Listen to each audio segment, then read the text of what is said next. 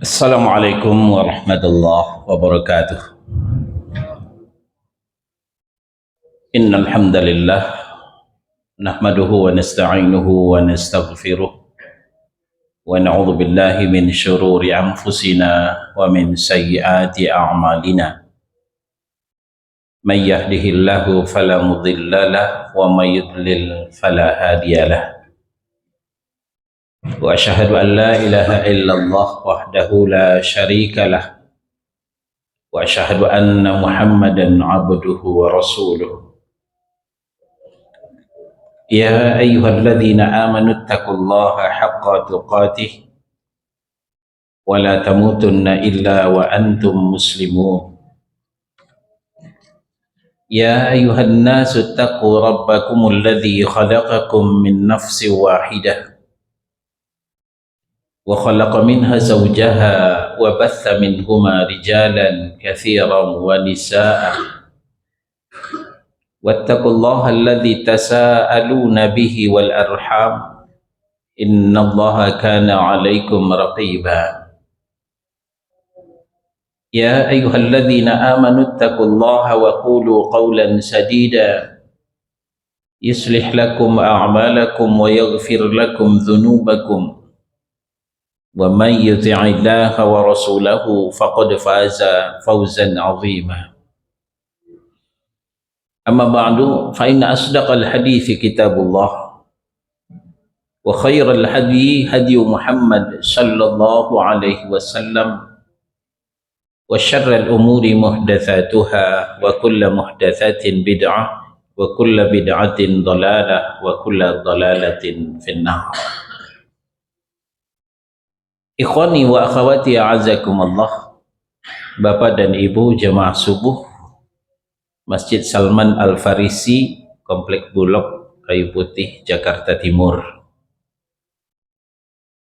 Kita lanjutkan kembali pembahasan kitab Ad-Da' wad-Dawa karya Fadilatul Syekh Ibnu Qayyim Al-Jauziyah rahimahullahu ta'ala. Sekarang pembahasan kita masih di bab yang keempat, membahas tentang tauhid dan syirik. Di pasal nomor menyekutukan Allah dalam perkataan dan perbuatan. Yang bawa kitab kita di halaman 289.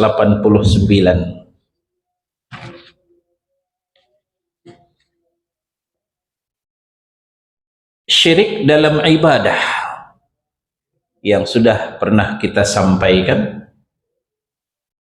diikuti oleh perbuatan mempersekutukan Allah, baik dalam perbuatan maupun dalam perkataan.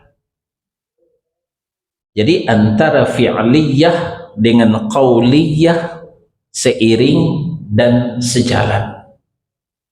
Bisa satu di antara dua, bisa kedua-duanya sekaligus. Bisa dalam perbuatan saja, bisa dalam perkataan saja, bisa dalam perbuatan dan juga perkataan. Karena memang syaitan tidak jenuh-jenuhnya menyediakan perangkap buat kita supaya kita tersesat dari mentauhidkan Allah menjadi mempersekutukan Allah. Contoh syirik dalam perbuatan adalah sujud kepada selain Allah, sebagaimana yang dilakukan oleh orang-orang Syiah. Orang-orang Syiah sujud di kuburan Al-Husain. Jadi kalau kita pergi ke Iran, orang-orang Syiah bukan hanya memuja-muji Al-Husain, bukan hanya mengkultus Al-Husain, tapi mereka juga sujud di kuburan Al-Husain. Jadi kalau bicara agama kuburiyun, asalnya dari Syiah, yang kemudian menjalar kepada Sufiyah, dan ini sebagian saudara-saudara kita yang mengaku Ahlus Sunnah juga ikut latah, ya, terlalu mengkultus kuburan. Jadi sujud kepada selain Allah, bertawaf selain mengitari Baitullah. Tawaf disyariatkan mengitari Baitullah, Ka'bah. Ini tawaf mengitari kuburan, kuburan orang soleh yang dikeramatkan. Jadi asalnya kuburan itu tidak keramat, tapi dikeramatkan. Ini perhatikan bahasa, ya, sama dengan ketika Nabi mengatakan umatku akan menghalalkan musik, berarti asalnya musik itu haram, lalu dihalalkan oleh orang-orang. Nah, begitupun keramat, begitupun kuburan, asalnya kuburan itu tidak keramat. Hatta kuburan Rasulullah Sallallahu Alaihi Wasallam tidak keramat, lalu dikeramatkan. Karena berdasarkan waswasus syayatin, talbisul iblis, nah, maka orang mengkeramatkan kuburan. Mereka bukan hanya sujud di kuburan, tapi tawaf juga di kuburan. Apalagi kental bisnis tour in travel, dia telah menyebar agen-agennya dengan dalih wisata religi. Dari hari-hari tertentu, di bulan-bulan tertentu, maka diadakanlah jalan-jalan mengunjungi kuburan-kuburan. Ini kebanyakan korbannya adalah ibu-ibu, ya, ibu-ibu majelis taklim. Nah, mereka pergi satu bus, tinggalkan anak, tinggalkan suami, bertumpuklah dosa ketika itu. Satu, safar tanpa mahram, keliling Pulau Jawa tanpa didampingi mahram. Dua, meninggalkan tanggung jawab melayani suami. Tiga, meninggalkan tanggung jawab melayani anak-anak. Nah, ini boleh ini. Sampai kapan itu? Ziarah religi terus. Ini boleh dikritisi. Ini orang mengaji dikritisi. Sampai kapan itu ngaji? Ngaji terus. Kalau ngaji nggak terbatas, hanya liang kubur batasnya ngaji. Tapi kalau wisata religi seperti mengelilingi, menziarahi kuburan-kuburan yang dikeramatkan, itu memang kalau mau akidahnya bersih, saatnya itu dihentikan. Apalagi mencukur rambut sebagai peribadahan dan ketundukan kepada selainnya. Kita mencukur rambut itu cuman karena tahallul, setelah menunaikan haji, setelah menunaikan umroh, ya, lalu setelah sa'i Safa Marwah, sampai di Marwah, lalu tahallul dengan mencukur rambut, minimal memotong, tapi yang maksimal adalah mencukur habis kalau kita laki-laki. Kalau perempuan cukup memotong saja. Dalam rangka itu kita mencukur, bukan dalam hal-hal yang lain. Dan juga mencium bebatuan selain daripada Hajar Aswad. Mencium batu yang disyariatkan itu pun bukan wajib, hanya mencium batu Hajar Aswad. Hajar batu, Aswad hitam. Memang batu itu sengaja didatangkan dari surga. Tadinya batu itu putih. Karena banyak yang mencium, dosanya manusia, berubahlah batu itu menjadi hitam, maka disebut dengan batu hitam, Hajarul Aswad. Nah, kenapa kita mencium batu itu? Murni ittiba'us sunnah, mengikut sunnah Rasulullah Sallallahu Alaihi Wasallam. Dengarkan statement dari Umar ibnu Khattab radhiyallahu anhu. Ketika beliau tawaf, beliau mencium batu itu dan berkata, "Hei batu, engkau adalah batu dan tidak lebih daripada batu. Kalaulah bukan kekasihku menciummu, Rasulullah sallallahu alaihi wasallam, aku tidak bakal menciummu," kata Umar. Jadi kita mencium Hajarul Aswad murni ittiba'us sunnah. Bukan karena batu keramat. Jangan pula nanti dikeramatkan batu itu. Batu itu adalah batu, tidak lebih daripada batu. Bukan berarti kita mencium batu, kita bisa ini, kita bisa itu. Tidak ada unsur rububiyahnya. Murni mengikut Rasulullah Shallallahu Alaihi Wasallam. Apalagi batu-batu selain daripada Hajarul Aswad. Termasuk batu Ponari di Jawa Timur beberapa tahun yang lalu, termasuk batu cincin harganya 1 miliar. Inilah kebodohan manusia. Terus Nabi melaknat siapa saja yang menjadikan kuburan para nabi dan orang-orang soleh sebagai masjid, sebagai tempat ibadah. Meskipun sholat pada tempat tersebut dikerjakan untuk Allah, maka sebagaimana lagi dengan orang-orang yang menjadikan kuburan-kuburan tersebut sebagai berhala yang disembah. Jadi yang masalah bukan ibadahnya, yang masalah adalah lokasinya. Kita sholat, kita baca Quran, kita berzikir, baca Yasin, baca Fatihah, nggak masalah. Yang masalah apa? Yang masalah tempatnya. Kuburan-kuburan Nabi telah mereka jadikan sebagai tempat ibadah. Ini kelakuan orang-orang Yahudi. Nah, ini tidak boleh kita tiru. Kalau mau sholat, bukan di kuburan.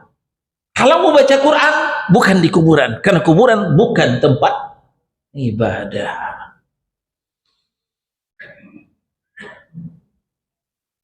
Dalam As-Sahihain, maksudnya dalam Sahih Al-Bukhari dan Muslim, Nabi Shallallahu Alaihi Wasallam bersabda, "La'anallahu al-Yahuda wan Nasara ittakhadhu min quburi anbiya'ihim masajid." Nah, ini jelas redaksi Allah, redaksi Nabi Shallallahu Alaihi Wasallam. Semoga Allah melaknat orang-orang Yahudi dan orang-orang Nasrani. Dua kelompok ahlul kitab, al-Yahud wan Nasara. Kenapa mereka ittakhadhu min quburi anbiya'ihim masajid? Mereka telah menjadikan sebahagian kubur-kubur nabi mereka sebagai masajid. Masajid, tempat sujud, tempat ibadah. Tidak boleh. Jadi masajid itu bukan hanya tempat sholat. Aslinya masajid tempat sujud. Dan juga ibadah-ibadah yang lain. Kemudian dalam riwayat yang lain, dalam kitab Sahih juga, kalau tadi riwayat Al-Bukhari dan Muslim, kalau ini adalah diriwayatkan secara ringkas oleh Al-Bukhari. Inna min syirarin nas, sesungguhnya di antara seburuk-buruk manusia. Siapa? Satu, man tudrikuhumus sa'ah wa hum ahya. Barang siapa yang menemukan hari kiamat ketika itu dia masih hidup. Nah, kalau menyimpang kita ke alamatus sa'ah, tanda-tanda hari kiamat, ya, satu diantaranya berhembus angin semilir di bawah telinga kita. Dan angin semilir itu akan mewafatkan seluruh orang-orang yang beriman. Walaupun imannya sebesar biji zarah, tapi dia diwafatkan dengan angin semilir yang berhembus itu. Habislah orang yang beriman, yang tinggal orang kafir. Nah, ini kata Nabi, seburuk-buruk manusia orang yang masih hidup ketika dunia ini dihancurkan oleh Allah. Artinya bukan lagi orang yang beriman. Satu. Yang kedua, walladzina yattakhidunal qubura masajid. Orang-orang yang menjadikan kubur sebagai tempat ibadah, itu orang yang paling jelek, kata Nabi sallallahu alaihi wasallam. Disejajarkan oleh Nabi dengan orang yang masih hidup ketika dunia ini dihancurkan oleh Allah Subhanahu wa taala.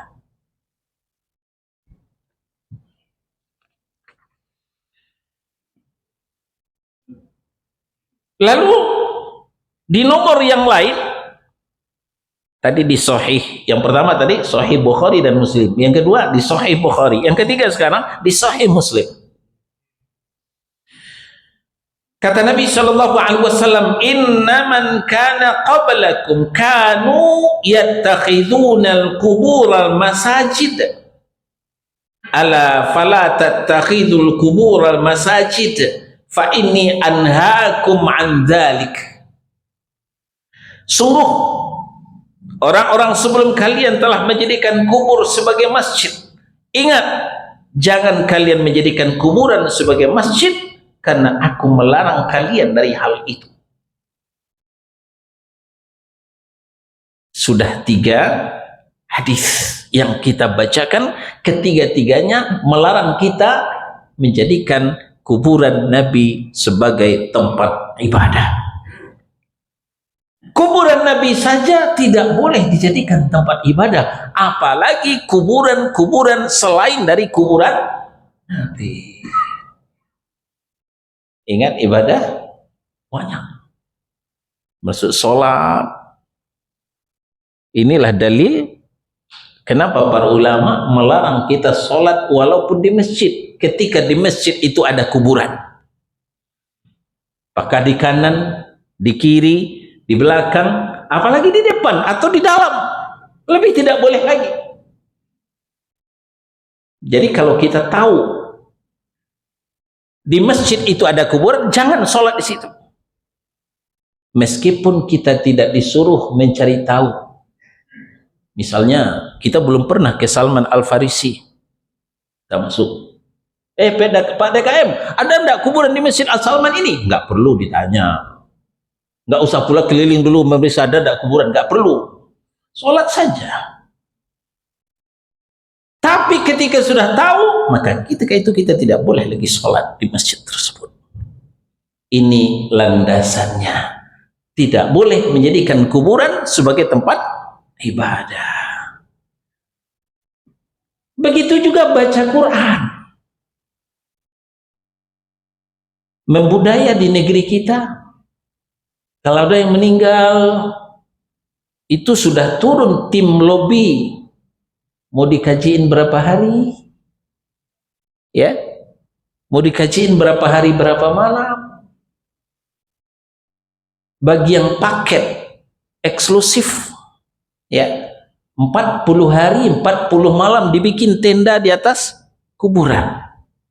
Lalu orang ngaji siang dan malam di situ, ya, paketnya nggak terlalu mahal sih, cuman 40 juta. Untuk mengaji 40 hari, 40 malam di atas kuburan. Ini juga bentuk penyimpangan, bentuk kemusyrikan, beribadah, ya, di atas kuburan. Salat kita membuka Sahih, 2 kitab Sahih, Al-Bukhari dan Muslim. Sekarang kita buka Musnad Imam Ahmad dan Sahih Ibnu Hibban. Di situ disebutkan oleh Nabi sallallahu alaihi wasallam. Nah, ini mengkerucut kepada kaum wanita. Ya. La'anallahu zuwaratil kuburi wal muttakhidina 'alaiha al masajida was suruj. Allah melaknat para wanita yang sering-sering berziarah kubur. Wanita tidak dianjurkan sering-sering ziarah kubur. Sekali, dua kali, ya sudah. Tidak boleh rutinitas. Walaupun kuburan orang tua sendiri, kuburan suami sendiri, kuburan anak sendiri, kuburan siapapun, tidak boleh. Ya, dilaknat oleh Allah Subhanahu wa taala para wanita yang sering ziarah kubur, serta orang-orang yang membuat masjid dan lentera di atas kuburan. Waduh, kalau kita melihat kuburan di sepanjang Pulau Jawa dan juga di pulau-pulau yang lain, kuburan itu bukan hanya dikasih kelambu seperti mempelai, juga dikasih lampu-lampu. Ini dilaknat oleh Allah Subhanahu wa taala. Sebagaimana kaum wanita yang sering-sering ziarah kubur. Nah, tentang kaum wanita, pernah Aisyah radhiyallahu anha ziarah ke kuburan saudaranya Abdurrahman. Lalu terucap di lidahnya, wahai Abdurrahman, kalaulah aku hadir ketika kau meninggal, aku tidak bakalan menziarahi kuburmu. Qadarullah, entah kesibukan apa, Aisyah radhiyallahu anha tidak sempat melepas saudaranya Abdurrahman ketika wafat. Nah, maka beliau menziarahi kuburnya karena ada hubungnya persaudaraan. Tapi kalaulah beliau hadir ketika meninggalnya Abdurrahman, beliau tidak akan menziarahi kuburnya karena beliau tahu telah dilarang oleh Rasulullah SAW sering-sering ziarah kubur. Nah, tapi bagi kita laki-laki itu dianjurkan ziarah kubur, ya. Tujuannya adalah sebagaimana pernah kita sampaikan, turiqul qalba, melembutkan hati, wa tudmi'ul aina, melelehkan air mata, wa tudzakkirukumul akhirah, mengingat negeri akhirat, tuzahidu fid dunya, untuk membuat zuhud dari dunia, inna fiha ibrah, untuk mengambil pelajaran.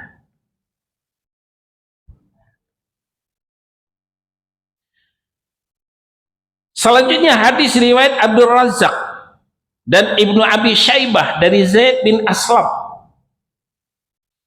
Kata Nabi sallallahu alaihi wasallam, "Istadda ghadabullahi ala qaumin ittakhadhu qubur anbiya'ihim masajid."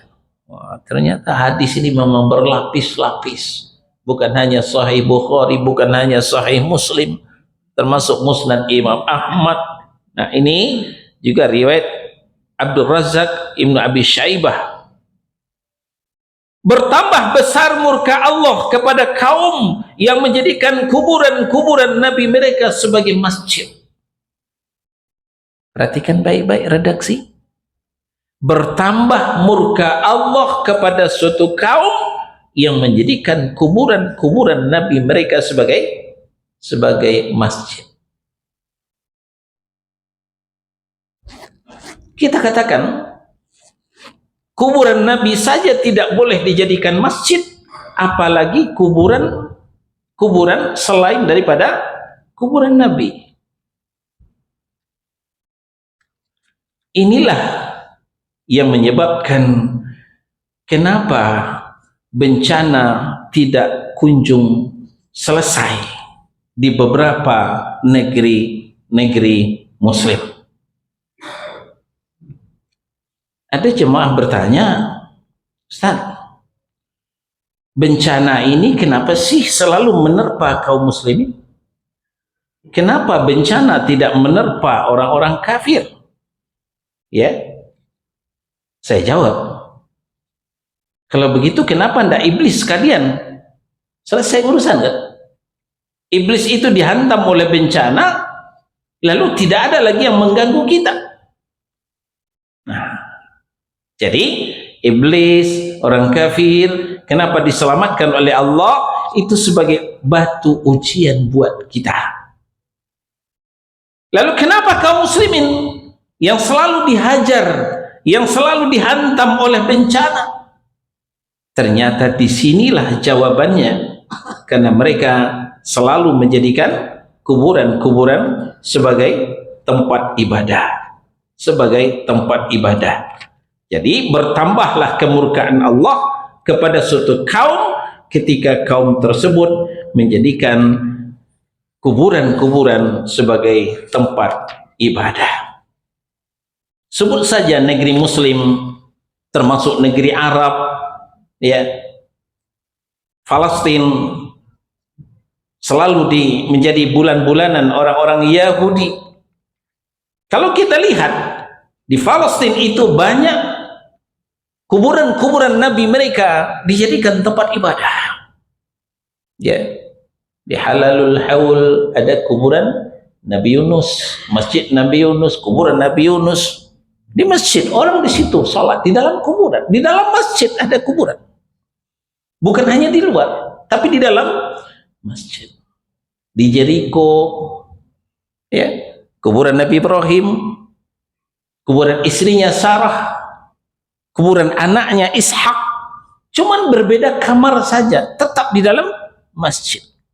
Begitu juga kuburan Nabi Musa di dalam masjid. Ya. Nah, ternyata inilah penyebabnya dikatakan Nabi SAW bertambah besar murka Allah kepada kaum yang menjadikan kuburan-kuburan Nabi sebagai tempat ibadah. Nah, kita katakan kuburan Nabi saja tidak boleh dijadikan tempat ibadah, apalagi kuburan-kuburan yang bukan kuburan Nabi. Nah, inilah Indonesia. Indonesia bukan hanya di Pulau Jawa, begitu juga di Sumatera, begitu juga di Kalimantan. Kuburan dipuja-puja, kuburan dikultus, bukan kuburan Nabi. Jadikan sebagai tempat ibadah. Kenapa itu bisa terjadi? Itulah disebabkan sikap ghulu. Apa itu ghulu? Ghulu itu adalah berlebih-lebihan. Allah mengingatkan, la taghlu fi dinikum. Jangan kalian ghulu, berlebih-lebihan dalam agama kalian. Jadi kita beragama cukup melaksanakan sebatas apa yang disyariatkan. Sebatas apa yang disyariatkan oleh Allah, sebatas apa yang disunnahkan oleh Rasul. Jangan dilebihkan. Jangan dikira kita orang hebat, merasa orang soleh, melebihkan daripada apa yang disyariatkan Allah, melebihkan daripada apa yang disunnahkan oleh Rasul. Perkara mencintai orang soleh adalah suatu keniscayaan, tapi mengkultus kuburannya itu adalah berlebih-lebihan.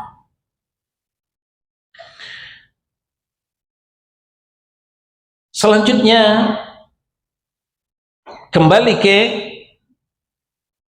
Al-Bukhari dan Muslim. Rasulullah sallallahu alaihi wasallam bersabda, "Inna man kana qablakum kana idza mata fihimur rajulus salih banau ala qabrihi masjidan wa sawwaru fihi tilka suwar ulaika syirarul khalqi 'indallahi yaumal qiyamah." Sebagian orang sebelum kalian, sebelum kita adalah al-Yahud wan Nasara. Jika ada laki-laki yang soleh dari kalangan mereka yang meninggal dunia, maka mereka membangun masjid di atas kuburnya dan membuat gambar-gambar orang soleh di dalamnya. Merekalah seburuk-buruk makhluk di sisi Allah pada hari kiamat. Tidak terkecuali terjadi pada Ashabul Kahfi. Ashabul Kahfi, beberapa orang pemuda meninggalkan kampungnya, menyelamatkan akidahnya. Karena disuruh oleh raja untuk menyembah selain Allah. Dia nggak mau. Kalau nggak mau, digantung. Kalau nggak mau, dihabisi. Maka beberapa orang ini sepakat untuk melarikan diri ke sejauh-jauhnya. Ada yang mengusulkan di situ ada gua yang tidak diketahui oleh manusia. Nah, berangkatlah mereka tanpa sepengetahuan orang-orang di kampungnya. Masuk ke dalam gua, mereka tidur selama puluhan tahun, ratusan tahun. Nah, lalu kemudian ketika masyarakat itu sudah tahu, ya, sudah berubah, berganti generasi, sudah muslim, akhirnya penguasa setempat berencana membuatkan masjid di atas kuburan itu, di atas gua itu. Ini diceritakan dalam surah Al-Kahfi. Ini orang-orang sebelum kita, orang-orang sebelum kita. Ini yang diceritakan oleh Nabi SAW. Ini tindakan menyimpang. Tapi sayang oleh sebagian kaum muslimin dijadikan dalil. Ya, itu bagaimana tuh Ashabul Kahfi dibuatkan oleh rajanya masjid di kuburnya? Nggak boleh dijadikan dalil. Nabi menjelaskan ini adalah penyimpangan. Yang dijadikan dalil itu adalah ajaran Rasulullah SAW atau ajaran Nabi dan Rasul sebelumnya yang ditetapkan oleh Rasul kita, yang ditetapkan oleh Nabi kita. Sepanjang itu direvisi, itu tidak lagi menjadi dalil. Begitulah keadaan orang-orang sujud kepada Allah dalam masjid yang dibangun di atas kuburan. Maka bagaimana pula dengan kondisi orang-orang sujud kepada kuburan itu sendiri? Tentu lebih tidak boleh lagi. Seperti yang dilakukan oleh orang-orang Syiah, seperti tadi yang kita sampaikan. Inilah yang diwanti-wanti sekali Rasulullah ketika masih hidup. Beliau berdoa kepada Allah. Doanya ini ada dalam penggalan hadis yang berbunyi, Allahumma la taj'al qabri wathnan yu'bad. Ya Allah, janganlah engkau menjadikan kuburanku sebagai berhala yang disembah. Nabi tidak mau kalau kuburannya dijadikan berhala yang disembah. Itulah sebabnya kenapa kuburan Nabi itu dikawal, dikurung, supaya orang yang lemah imannya jangan menjadikan kuburan itu sebagai berhala yang disembah. Sedangkan yang sudah dikurung saja ada juga yang memaksakan diri berdoa menghadap ke kuburan Nabi. Doa itu adalah penyembahan. Karena doa wal ibadah, doa itu adalah ibadah. Kalau beribadah tidak boleh kepada selain Allah, berdoa juga tidak boleh kepada selain Allah. Kalau beribadah hanya kepada Allah, maka berdoa juga hanya kepada Allah Subhanahu wa ta'ala. Nabi kita sangat memperhatikan tauhid sampai-sampai beliau melarang umatnya mengerjakan sholat sunnah kepada Allah ketika matahari terbit dan ketika matahari terbenam. Ingat, waktu-waktu terlarang sholat ada 3 waktu. Matahari sedang terbit, matahari sedang istiwa, matahari sedang terbenam. Untuk menghindarkan apa? Anggapan sujud kepada syaitan. Karena disebutkan itu sujud di antara 2 tanduk syaitan. Ya. Nah, itu tidak boleh. Sampai-sampai itu dilarang oleh Nabi. Begitu Rasulullah menutup pintu kemusyrikan.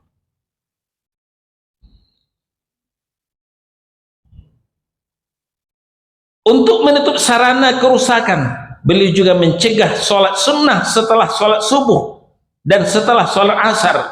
Kenapa? Karena kedua waktu tersebut bertepatan dengan kedua waktu sujudnya orang-orang kafir kepada matahari. Supaya kita tidak tasyabbuh menyerupai orang-orang kafir. Masya Allah. Begitu hati-hatinya Rasulullah. Kenapa kita mau serampangan? ya, merusak tauhid kita sehingga mencabik-cabik akidah kita. Rasulullah begitu berhati-hatinya.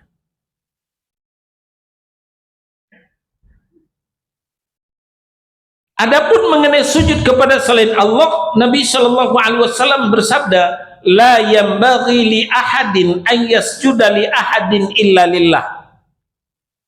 Seseorang tidak layak sujud kecuali kepada Allah Subhanahu wa taala. Hadis diriwayatkan oleh At-Tirmidzi, Ibnu Hibban, Ibnu Adi, Baihaqi. Jadi sampai di sini kita mengambil faedah. Ternyata permasalahan akidah ini bukan hanya ibadahnya, tapi juga tempat ibadahnya. Walaupun ibadah kita sudah benar, ketika tempat ibadahnya tidak benar, itu bisa merusak akidah. Seperti yang dilakukan saudara-saudara kita di bulan Desember kemarin. Di mana dia baca Quran? Di gereja. Di mana dia sholawat? Di gereja. Dalam rangka menunjukkan ke dunia bahwa Islam itu toleran. Ini lebay ini. Bukan begitu menunjukkan toleran kepada dunia. Menunjukkan toleransi kepada orang kafir, tidak harus beribadah di rumah ibadah mereka, tapi cukup dengan tidak mengganggu mereka, tidak mencaci maki mereka, tidak menghina mereka, itu sudah cukup. Tidak harus kita sholat di gereja mereka. Mungkin besok-besok akan ada lagi orang sholat di pura, ya. Manusia ini kan sangat kreatif, inovatif, tapi mereka tidak peduli ketika Allah dan Rasulnya marah. Lalu di Maryam ayat 92, wa ma yanbaghi lirrahmani ayyattakhidha walada, dan tidaklah mungkin bagi Allah yang Maha Pengasih mempunyai anak. Ya. Tidak layak Allah yang Maha Pengasih mempunyai anak, sama dengan tidak layaknya orang-orang sujud kepada selain Allah. Ini kalimat-kalimat tidak layak ini banyak sekali. Kemudian dalam Yasin 69, wa ma 'allamnahu syi'ra wa ma yanbaghi lah, dan kami tidak mengajarkan syair kepada Muhammad, dan bersyair itu tidaklah layak bagi Muhammad sallallahu alaihi wasallam. Jadi disejajarkan tidak layak sujud kepada selain Allah, sebagaimana tidak layaknya mengatakan Allah yang Rahman mempunyai anak, sebagaimana tidak layaknya Muhammad sallallahu alaihi wasallam bersyair. Walaupun umatnya banyak yang gandrung bersyair. Inilah bentuk-bentuk musyrik mempersekutukan Allah dalam perbuatan. Sekarang kita beralih bentuk-bentuk kemusyrikan dalam perkataan, dalam ucapan. Tadi fi'liyah, perbuatan, sekarang qauliyah. Antara lain bersumpah dengan selain nama Allah, bersumpah dengan selain nama Allah. Ini juga termasuk syirik. Dalam hadis yang diriwayatkan oleh Imam Ahmad, Abu Daud, kata Nabi sallallahu alaihi wasallam, man halafa bi ghairillah faqad asyrak. Barang siapa yang bersumpah dengan selain nama Allah, maka dia telah berbuat syirik. Pernah dengar enggak? Ketika ada orang yang tertuduh, ya, kamu maling ya, kamu maling ini. Enggak, saya enggak maling. Yang benar, demi Allah, demi Rasulullah, saya enggak maling. Pernah dengar? Demi Allah sudah benar, tapi demi Rasulullah tidak benar. Jadi bersumpah dengan selain nama Allah itu bisa menjerumuskan kita ke lembah musyrik. Syirik dalam perkataan namanya. Kalau mau bersumpah cukup demi Allah saja. Ya, cukup dengan demi Allah. Tidak usah dibawa-bawa demi Rasulullah. Apalagi demi yang lain. Ini juga tidak boleh. Hadis tadi disahihkan oleh Al-Hakim dan Ibnu Hibban. Contoh lainnya adalah perkataan seseorang Masya Allah wa syi'ta, atas kehendak Allah dan kehendakmu.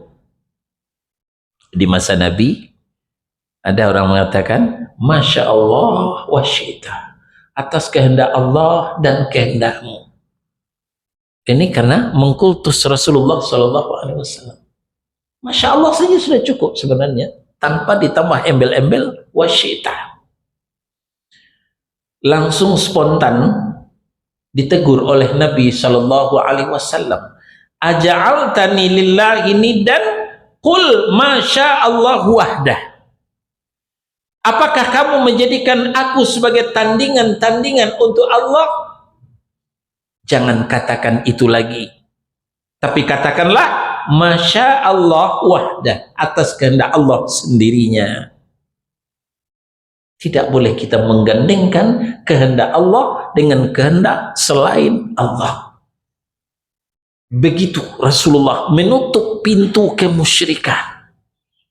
Beliau tidak mau nama beliau disandingkan dengan nama Allah Subhanahu wa ta'ala. Kehendak Allah disandingkan dengan kehendak beliau. Nah, ini pula lah dasarnya kenapa para ulama tidak membolehkan menyandingkan Allah dengan Muhammad. Karena ada tuh kaligrafi di berbagai masjid, sini Allah, sini Muhammad. Kalau mau Allah di atas, Muhammad di bawah. Jangan tagak semua tinggi, duduk semua rendah. Jangan seperti itu. Jangan satu level Allah itu dengan Muhammad. Dari sini Allah ketika disandingkan dengan Muhammad, Rasul yang pertama kali marah. Apa kata Nabi? Aja'altani lillahi niddan, apakah kau mau menjadikan aku sebagai tandingan untuk Allah? Aduh, kalau sudah mendengar ini, ternyata banyak kesalahan kita, banyak kekeliruan kita.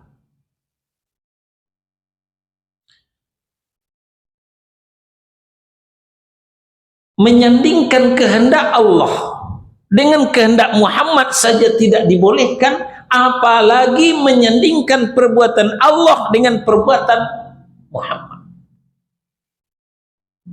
Nah, ini banyak sekali dalam ucapan. Kita bicara ucapan ya, kalau tadi berbicara perbuatan. Misalnya dalam menyampaikan maksud-maksud kita. Kita punya maksud. Kita punya tujuan, masing-masing punya maksud, punya tujuan, walaupun beragam. Anak SD, dia punya maksud dan tujuan bagaimana supaya cepat lulus, dia mau ke SMP. Anak SMP, dia mau ke SMA. Anak SMA, dia mau kuliah. Yang sudah kuliah, bagaimana supaya lulus jadi sarjana, S1, mau S2, mau S3. Kemudian, mau duduk di tempat kerja yang basah, gajinya mau banyak, jadi banyak kehendak itu. Jadi boleh-boleh saja kita minta kepada Allah supaya maksud dan tujuan kita disampaikan oleh Allah Subhanahu wa ta'ala.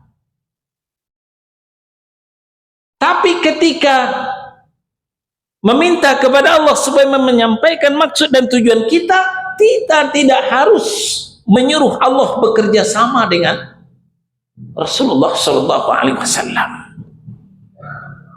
Pernahkah kita mendengar syair yang orang katakan zikir, yang orang katakan selawat? Di negeri kita ini asal bahasa Arab itu selawat namanya. Ya Rabbi bil Mustafa baligh maqasidana. Apa artinya? Ya Rabbi, ya Allah, bil Mustafa, dengan Mustafa, baligh maqasidana, sampaikan maksud-maksud kami.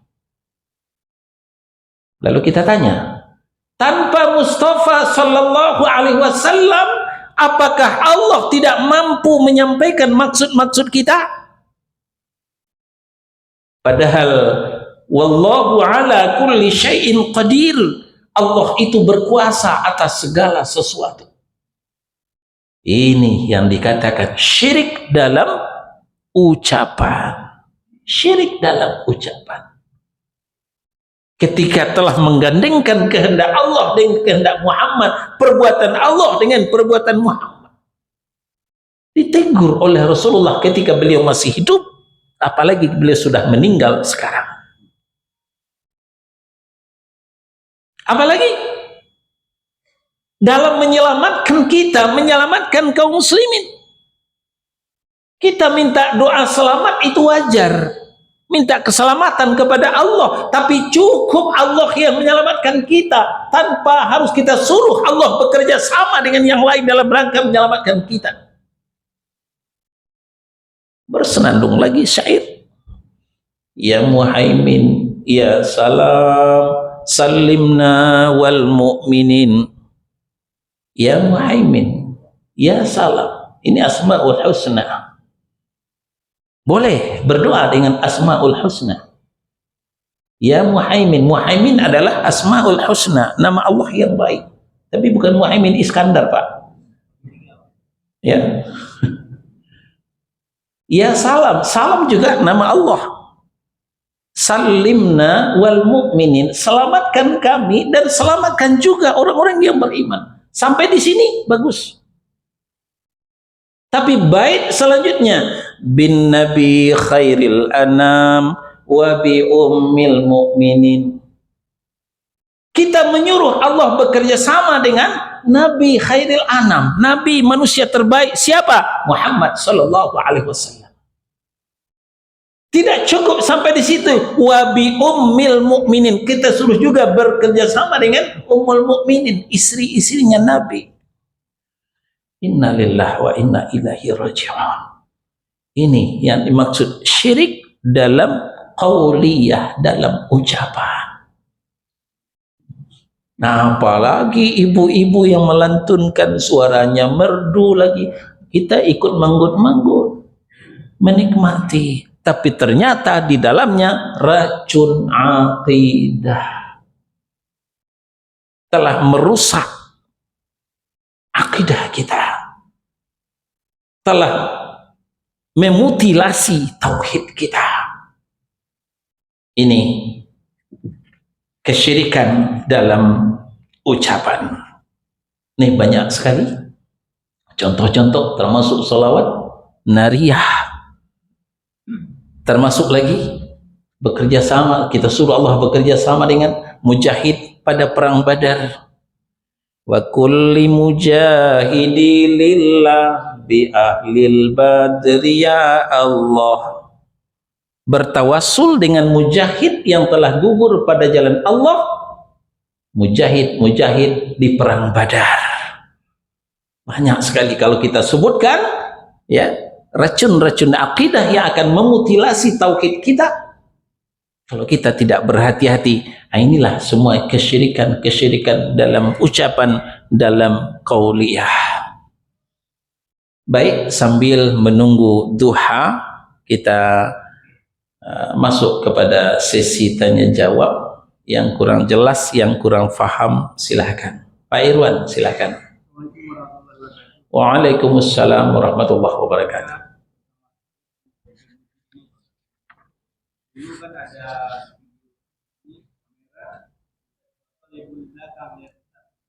Ya.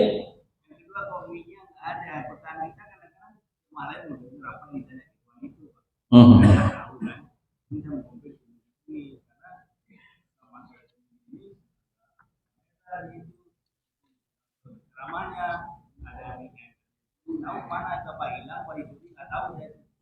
Jadi kalau memang perlu uang kita beli lah, apa? Ya. Jadi satu ini besar. Ya. Jadi yang utang ini Pak. Tadi Bapak bilang bisa Ya.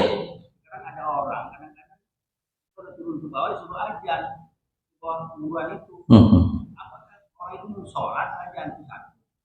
Sekarang yang saya tanyakan kemarin dari Imam Islam, dia itu pacaran.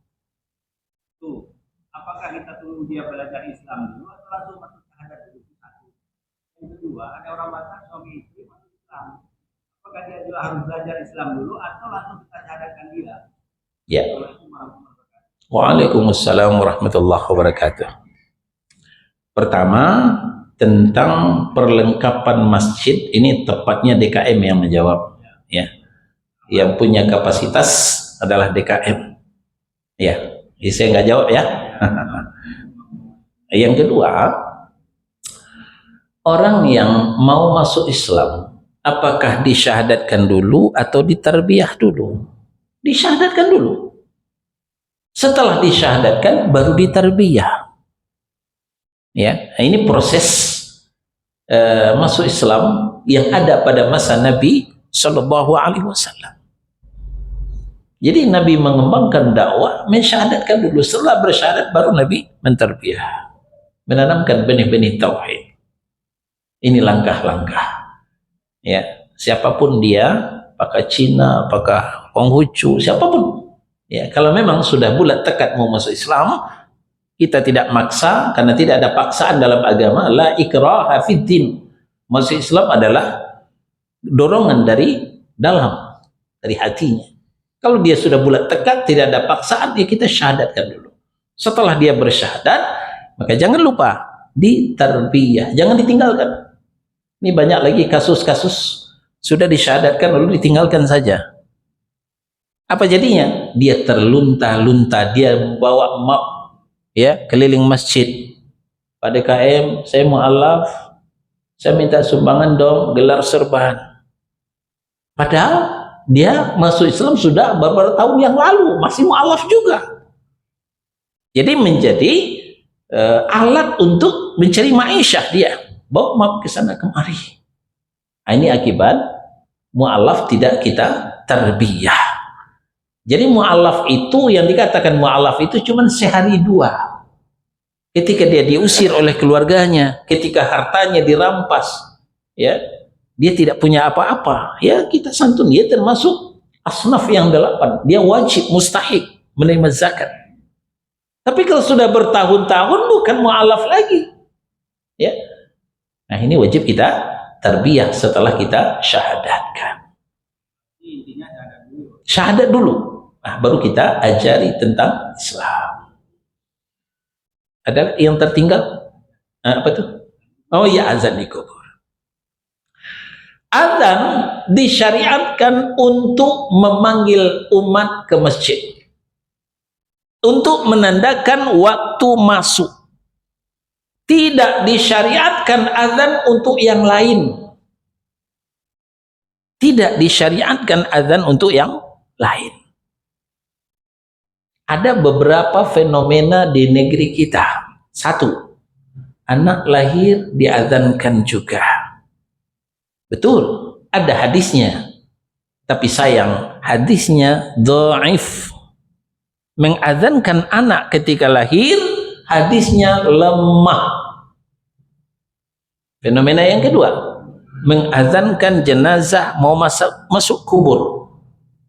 Ini jangankan hadis dhaif, hadis maudhu pun tidak ada. Jangankan hadis lemah, hadis palsu pun tidak ada tentang mengazankan mayit mau masuk kubur. Nah, ini murni kreasi dan inovasi umat Islam Indonesia. Umat Islam Pulau Jawa yang jelas. Saya orang Padang. Di kampung saya tidak ada diazankan mayit. Di kampung saya ada juga tradisional, ya, tarbiyah namanya. Tapi di situ tidak ada tuh mayit itu diazankan masuk ke dalam kubur, ke dalam lahat. Jadi ini murni mulok, apa itu? Muatan lokal. Adanya di Pulau Jawa. Ya. Ini bukan syariat dari Nabi Muhammad sallallahu alaihi wasallam. Nah, demikian Pak Irwan. Yang lain silakan. Waalaikumsalam warahmatullahi wabarakatuh.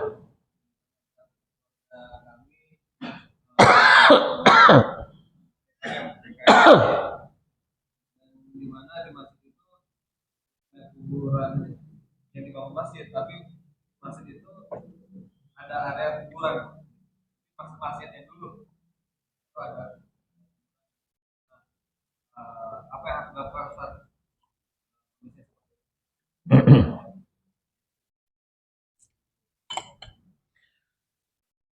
Mempercampur adukkan masjid dengan kuburan. Ada satu di antara dua kemungkinan. Pertama, kuburan dulu baru masjid.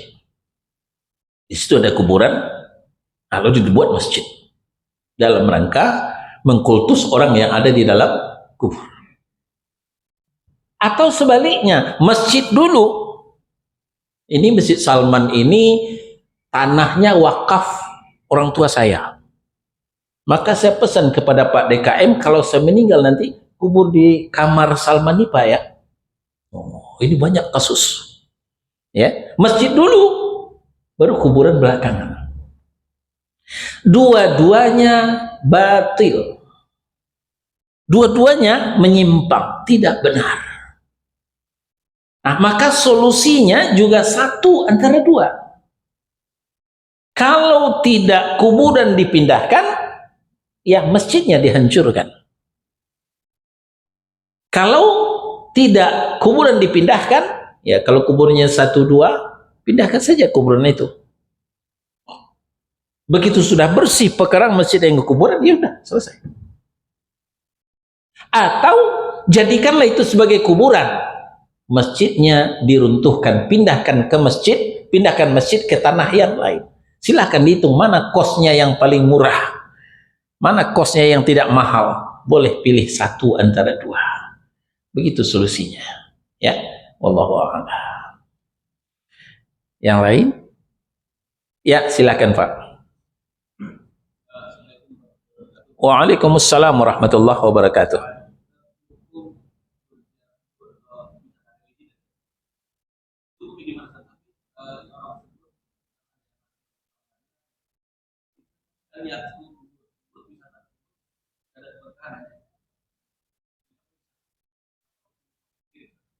Ya, ikut-ikutan kalau begitu, latah. Ya, ini pertanyaan dari beliau.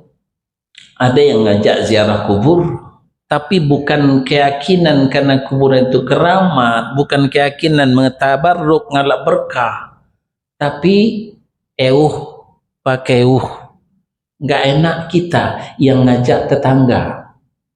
Nggak enak kita yang ngajak besan, ya. Nah, sama saja menyimpangnya, walaupun kadar dosanya ya tidak sama, ya. Karena tujuan ziarah kubur telah kita sampaikan tadi. Pertama, turiqul qalba, melembutkan hati. Kedua, wa tudbi'ul aina, melelehkan air mata. Ketiga, wa tudzakkirukumul akhirah, mengingat negeri akhirat. Keempat, tuzahidu fid dunya, membuat zuhud dari dunia, tidak rakus dengan dunia. Yang kelima, fa inna fiha ibrah, ziarah kubur itu mengandung pelajaran. Nggak ada ziarah kubur karena pakai ya, berarti ini juga penyimpangan. Nah, cuman tingkatan dosanya tentu lebih ringan daripada yang tadi. Kalau tadi karena tabarruk, ngalap berkah, karena tawasulan, tadi katakan musyrik, syirik dalam perbuatan. Tapi ini karena pakai ya, tidak terjatuh kepada kemusyrikan, tapi maksiat, ya. Ini termasuk juga dosa, termasuk wisata religi. Ya, teman saya juga mengatakan, saya juga ikut Ustaz, tapi saya nggak nyembah kuburan, saya nggak minta doa, saya lihat doang, cuci mata, kapan lagi raun gratis. Jadi nawaitu itu membuat tingkatan dosanya, Itu Pak, wallahu a'lam. Silakan. Waalaikumsalam warahmatullahi wabarakatuh. Ya.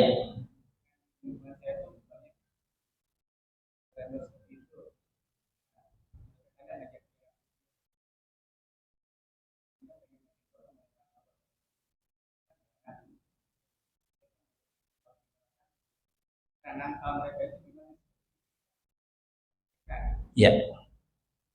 Baik. Kita dalam rangka menyampaikan dakwah kepada mereka itu kita harus juga mengukur modal kita. Ya, kita juga harus mengukur ini sama dengan jual beli, ya. Yang kita beli itu murah, ya enggak seberapa, uang dalam dompet juga bisa. Tapi ketika yang akan kita beli itu mahal, ya harus tebal dompetnya. Begitu juga dalam rangka menyampaikan dakwah. Ya, si fulan ini, ya, kalau cuman orang awam biasa, kita bisa langsung ceplos. Insya Allah dia ngikut. Tapi kalau si fulan ini tokoh, ya nggak bisa sembarangan. Kita harus mengukur diri, berapa modal keilmuan kita. Jangan-jangan kita langsung satu kali pukul KO, ya. Nah begitu. Jadi yang lebih aman kita hadiahkan buku, ya.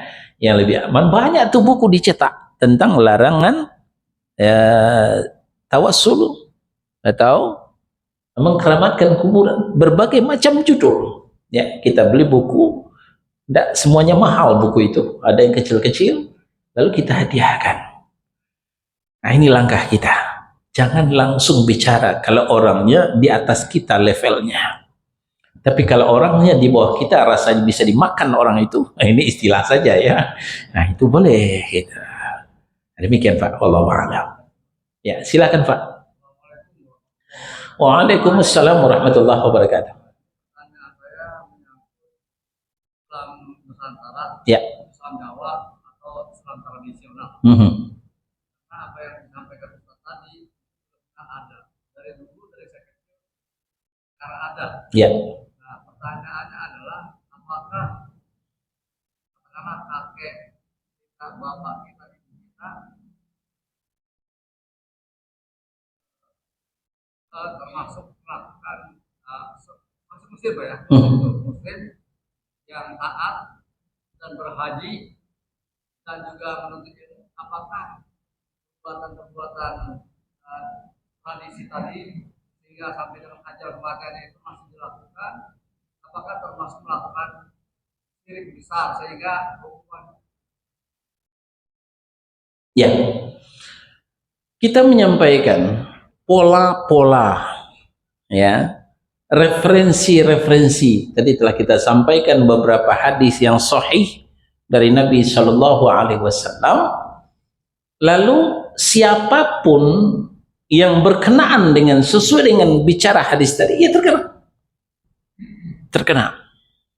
Terlepas Allah akan ampuni dia ataukah tidak. Ya, kita wallahu a'lam, tidak tahu. Ya, kita cuman optimis karena ketidaktahuan mereka. Karena kajian akidah tidak sedetil sekarang. Dulu pengajian akidah itu cuman sekadar nyanyi-nyanyi, wujud qidam baqa mukhalafatul lil hawadis. Saya masih ingat kecil ibu saya menyanyikan itu. Cuman sebatas itu. Tapi apa itu wujud? Apa itu baqa? Tidak pernah dikupas.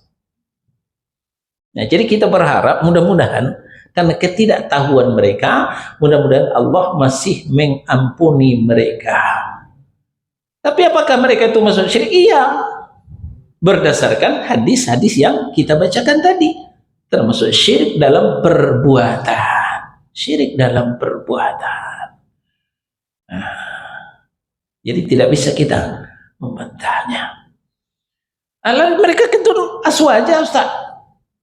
Bukankah aswaja itu ahlus sunnah wal jamaah? Nah, Bapak Ibu, sekarang banyak permainan kata-kata.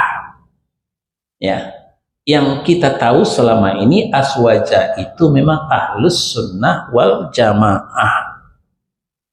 Tapi seogianya berdasarkan Al-Quran dan As-Sunnah, sunnah Rasul dan sunnah sahabat, itu ahlus sunnah wal jamaah, bukan berdasarkan kearifan lokal.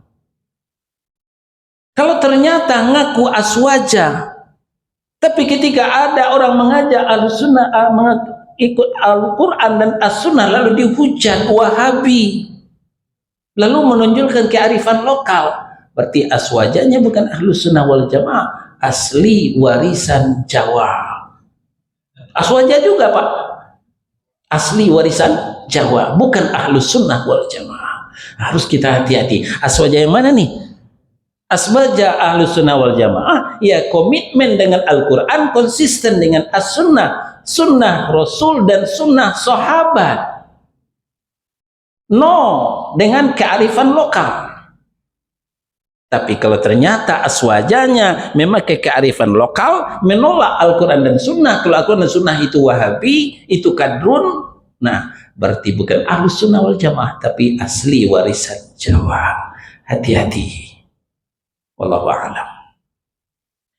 Ada yang lain? Cukup ya? Ya? Ya, udah siang. Kita tutup. Subhanakallahumma wa bihamdika asyhadu an la ilaha illa anta astaghfiruka wa atubu ilaik. Wa sallallahu ala nabiyyina Muhammadin wa ala alihi wa sahbihi wa sallam. Barakallahu li wa lakum. Wassalamu alaikum warahmatullahi wabarakatuh.